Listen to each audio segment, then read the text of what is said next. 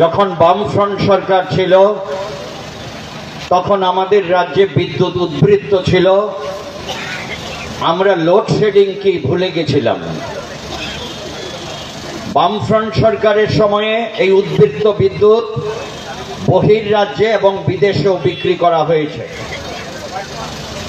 আজকে 2018 সালের পর থেকে ত্রিপুরা রাজ্যের বিভিন্ন দপ্তরের মতোই বিদ্যুৎ দপ্তরের যে কঙ্কাল সার চেহারাটা বেআব্রু হয়ে গেছে, প্রকাশ্যে জনগণের সামনে চলে আসছে। আমরা কি দেখছি, বর্তমান রাজ্যের যে বিদ্যুৎ নিগম তারা ত্রিপুরা রাজ্যের জনগণকে সার্বিকভাবে বিদ্যুৎ পরিষেবা দিতে ব্যর্থ। ত্রিপুরা রাজ্যে 2018 পর থেকে আমরা লক্ষ্য করছি যে নিয়মিত লাইনের কাজ করা, সারাই করা, মেরামত করা, বিদ্যুতের সঙ্গে যে যুক্ত বিভিন্ন যন্ত্রাংশ, ট্রান্সফরমার সহ বিভিন্ন যে যন্ত্রাংশ, এগুলো নিয়মিত যে মেরামত করা, এই কাজ একেবারেই বন্ধ হয়ে গেছে। তার ফলস্বরূপ আমরা দেখতে পাচ্ছি আজকে ত্রিপুরা রাজ্যের জনগণ শহর থেকে গ্রাম, গ্রাম থেকে পাহাড়, সর্বত্র একই অবস্থা পরিলক্ষিত হচ্ছে। কোন সময় বিদ্যুৎ আসবে, কোন সময় যাবে, আমরা কেউ বলতে পারি না। আমরা গ্রাহকদের জন্য যে বিভিন্ন বিদ্যুৎ দপ্তর থেকে ফোন নাম্বারগুলো দেয়া হয়েছে, যে আপৎকালীন সময়ে গ্রাহকরা এই ফোন নাম্বারে কথা বলে কেন তাদের এলাকায় বিদ্যুৎ চলে গেল জানতে পারবেন, এই কল সেন্টারগুলো পুরোপুরি বোবা হয়ে থাকছে। কেউ ফোন ধরছে না, যদি কেউ ফোন ধরেও তাহলে বলতে পারছে না কোথায় কেন বিদ্যুৎ চলে গেল। এই হচ্ছে আজকে বিদ্যুৎ নিগমের অবস্থা। এমন একটা পরিস্থিতির মধ্যে দাঁড়িয়ে আমরা কি লক্ষ্য করছি 2023 সালের সেপ্টেম্বর মাসে বিদ্যুৎ মাশুল 7% বৃদ্ধি করা হয়েছে। 2023 সেপ্টেম্বর মাস গ্রাহকদের 7% বিদ্যুৎ মাশুল বৃদ্ধি ঘটানো হয়েছে। আবার এই 2024 আগস্ট মাসে 7.15% বিদ্যুৎ মাশুল বৃদ্ধি করা হয়েছে। অথচ বিদ্যুৎ দপ্তর, বিদ্যুৎ নিগম মানুষের পরিষেবা দিতে পারছে না।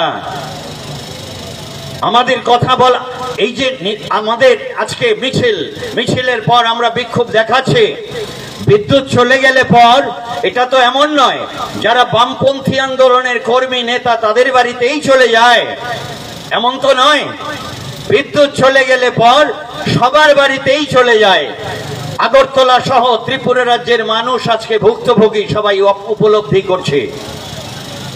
আমাদের কমরেড রিপোর্ট করলেন, গতকাল বনমালীপুর এলাকায় বিকেল 4টা থেকে 9টা পর্যন্ত কতবার বিদ্যুৎ এসেছে গেছে তার কোনো হিসেব নেই। কে দেবে জবাব? রাজ্যের বিদ্যুৎ মন্ত্রী একদিকে গ্রাহকদের মাশুল বৃদ্ধি করছেন, আর উনি সাংবাদিক সম্মেলন করে কি বলছেন যে আমাদের রাজ্যে লোডশেডিং নেই। সাংবাদিকরা বলছে বিদ্যুৎ চলে যাচ্ছে, বলছে লোডশেডিং নয়, ওভারলোড। ত্রিপুরা রাজ্যের কোন দপ্তরকে যদি পুরস্কার দিতে হয় সর্বনিম্ন কাজের জন্য, তাহলে এই দপ্তরের মন্ত্রীকে দেওয়া উচিত, রতনলাল নাথকে, যে ভাষায় উনি বলেন। অথচ দপ্তরটা চুলায় চলে যাচ্ছে দিনকে দিন। এই যে উৎসব মৌসুমের আগে রাজ্যের বিভিন্ন প্রান্তে বামফ্রন্ট সরকার যখন ছিল, নিয়মিত উৎসবের আগে লাইনের কাজ হতো, মেরামতির কাজ হতো। বিভিন্ন বিদ্যুৎ দপ্তরের সাব ডিভিশনগুলো থেকে রিকুইজিশন আসার পর বিদ্যুৎ দপ্তর থেকে টাকা দেয়া হতো। আজকে রিকুইজিশন আসছে, মেরামতের জন্য যন্ত্রাংশ পরিবর্তন করতে হবে, তার পাল্টাতে হবে, কিন্তু নিগমের কোনো মালামাল নেই। এই জায়গায় নিয়ে দাঁড় করিয়েছে আজকে। আমাদের কথা বলতে হবে সমস্ত অংশের মানুষকে বিরুদ্ধে। গ্রাহকরা যখন লাইনে গিয়ে দাঁড়াচ্ছে তখন তারা জানছে যে তাদের গ্রাহকদের বিদ্যুতের মাশুল বৃদ্ধি করা হয়েছে। 80 থেকে 85 টাকা, 85 থেকে 100 টাকা যখন তখন বাড়িয়ে দিচ্ছে। ফিক্সড যে চার্জ ছিল এর মধ্যে ন্যূনতম 5 টাকা বাড়িয়ে দিয়েছে। আমরা যারা গ্রাহক, ত্রিপুরা রাজ্যে বিদ্যুৎ নিগমের বিদ্যুৎ ব্যবহার করি, আমরা এই কথাগুলো কাকে বলবো? বিদ্যুৎ নিগমকে বলবো। রেগুলেটরি কমিশন একটি আছে, যদি মাসুল বৃদ্ধি করতে হয় রেগুলেটরি কমিশনের আলোচনার মধ্য দিয়ে মানুষ জানবে, জনগণ জানবে, তারপর গ্রাহকদের মাসুল বৃদ্ধি হবে। অথচ ত্রিপুরা রাজ্যের মানুষ ঘুমে আছে, জানে না। বিদ্যুৎ দপ্তর একতরফা ভাবে মাসুল বৃদ্ধি করে দিয়েছে। কোথায় যাবেন মানুষ? সম্প্রতি বন্যা হয়ে গেছে, প্রাকৃতিক বিপর্যয়। এই বিপর্যয়ের পরপরই বিদ্যুৎ মাসুল বৃদ্ধি। এটা কি মানুষের স্বার্থে? না, মানুষের স্বার্থে না, মানুষের বিরুদ্ধে।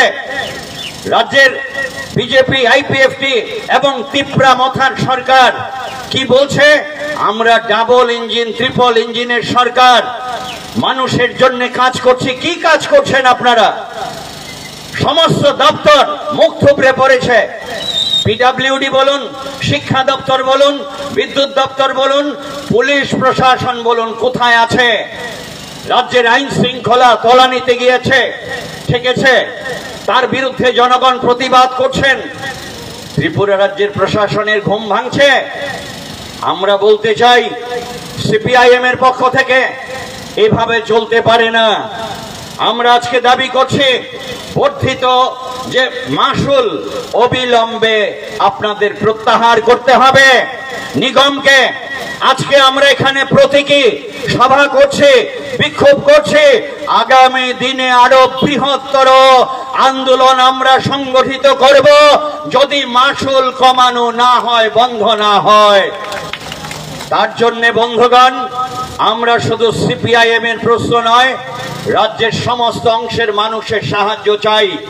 এর বিরুদ্ধে অন্যায়ের প্রতিবাদে সমস্ত অংশের মানুষ এগিয়ে আসুন। এই আহ্বান জানিয়ে আমার সংক্ষিপ্ত আলোচনা শেষ করছি। ইনকিলাব জিন্দাবাদ।